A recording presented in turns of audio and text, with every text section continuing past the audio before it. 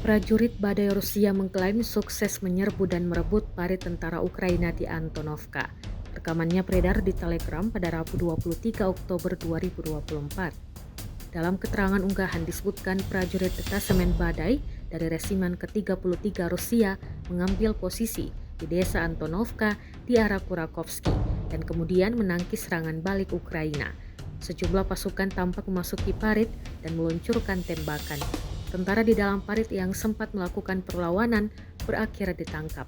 Rekamannya pun kini telah menuai berbagai komentar dari warganet. Dan diketahui invasi Rusia ke Ukraina belum juga menunjukkan tanda-tanda akan segera mereda.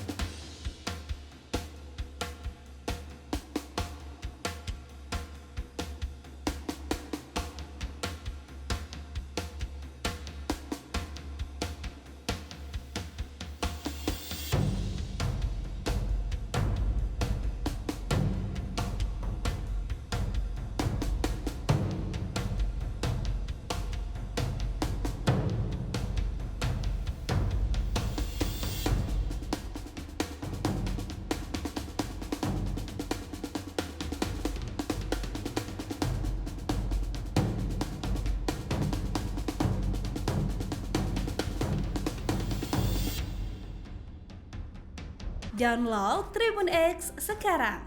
Menghadirkan lokal menjadi Indonesia.